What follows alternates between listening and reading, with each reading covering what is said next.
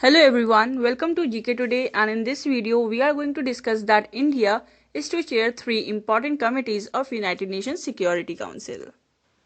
So the ambassador of India to the United Nations recently announced that India has been asked to chair three important committees of the Security Council. So before discussing that what are the three important committees that is to be chaired by India, let's discuss that what is United Nations Security Council. So the United Nations Security Council is basically one of the six principal organs of the United Nations, and it has the prime responsibility of maintenance of international peace and security. And the council has 15 members, 5 permanent members and 10 non-permanent members that are to be elected by United Nations General Assembly for a tenure of 2 years. Coming to the 5 permanent members, so they are United States, United Kingdom, China, Russia and France. Now let's discuss what are the three United Nations Security Council committees that are to be chaired by India. So firstly, it is the Counter-Terrorism Committee.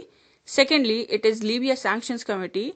And thirdly, it is the Taliban Sanctions Committee. Now let's discuss that what is the Counter-Terrorism Committee first.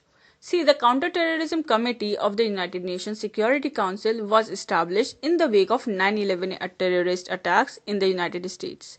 Earlier, India had chaired the Counter-Terrorism Committee in the year 2011 to 2012, and it monitors and implements counter-terrorist activities.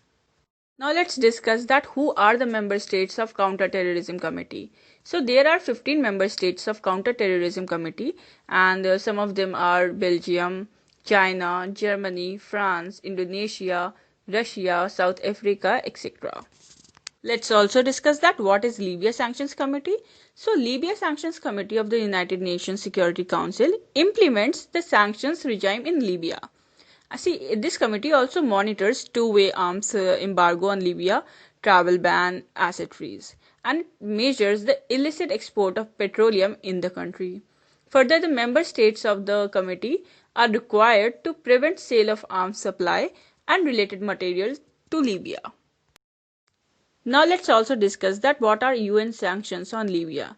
See, sanctions basically apply pressure to countries that threaten peace, have harmful policies or don't cooperate with international law. See, sanctions can also apply to individual people or companies, and the United Nations Security Council can impose sanctions in response to a threat to international peace or security. So the United Nations has imposed an arms embargo on Libya since February 2011, and it is related to the supply of arms and military equipment to and from Libya. So why did United Nations impose sanctions on Libya? See, the United Nations imposed sanctions in Libya in response to the violence and the use of armed forces against civilians in Libya and systematic violations of human rights by the former Gaddafi regime. Let's also discuss the third committee, that is the Taliban Sanctions Committee. See, the Taliban Sanctions Committee works to promote stability, peace and security of Afghanistan, and it is also called the 1988 Sanctions Committee.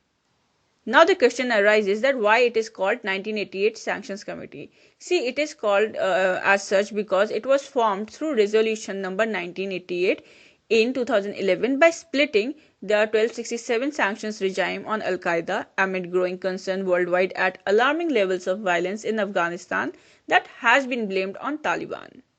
Now, after discussing about Counter-Terrorism Committee, Libya Sanctions Committee and Taliban Sanctions Committee, the question must arise that when can the United Nations Security Council can impose sanctions?